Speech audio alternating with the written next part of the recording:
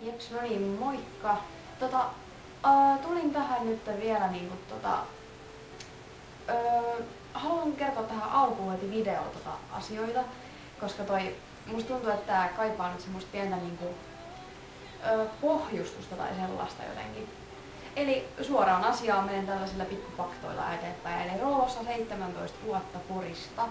Asunut täällä aina. Nyt muutin just ihan muutama viikko sitten tähän keskustaan.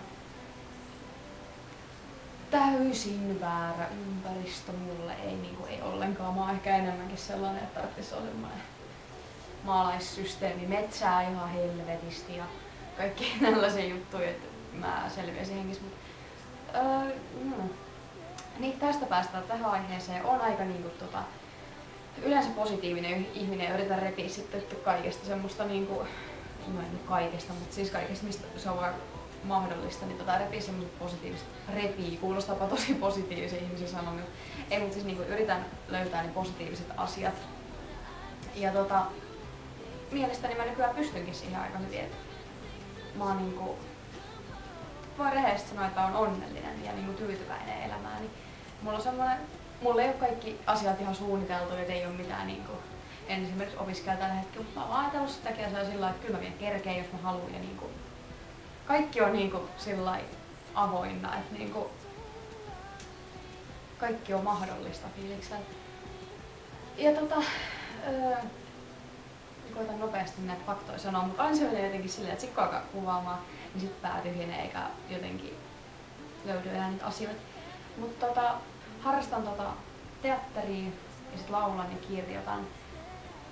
Et haluan pitää tätä semmosen monipuolisena ja sillai kun mä oon pitänyt aikaisemminkin blogia, mutta mä haluaisin tästä sellaiseen, että tästä muodostuisi semmonen mun tosi oma tyylinen ja semmonen selkeästi mun näköinen blogi. Mulla on tapana pohdiskella asioita tosi paljon ja ajatella ja siis miettii silleen aika isosti asiat.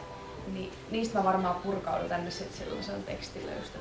Ja kun mä oon aika ollut sellainen ihminen ennen, että noihin aikaisempiin blogeihin esimerkiksi, niin en mä oo uskaltanut ottaa silleen kantaa asioihin tai ottaa kantaa, sanoa mitään mielipidettä tai kauhean tällaista, koska tuntuu, että niistä tulee heti, tai siis että mä pelkään sitä, tai oon pelännyt sitä ihmisten reaktioa ja semmoista, että jos siitä tulee semmoinen kauhean ristiriitatilanne tai semmoinen, että sit vaan tulee semmoista negatiivista tai tällaista. Mut nyt mä oon sit päätynyt siihen, että ei missään asiassa ole sellaista, että kaikki olisi samaa mieltä. Tai ei semmoista asiaa vaan löydy, että kaikki on, että joo just että näinhän se meni. Vaan aina löytyy 100 mielipidet ja tapaa katsoa sitä asiaa. Eikä mun mielestä kenenkään tapa ole väärä.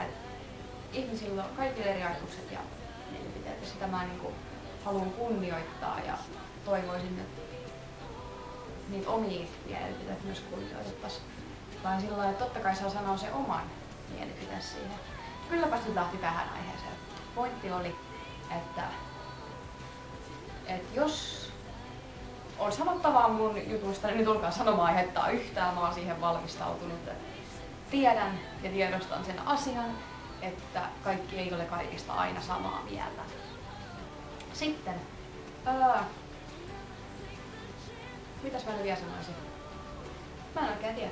Ehkä tää oli sitten tässä. Tästä lähtee blogi ehkä elämään, jos on lähteäkseen. Ja niin.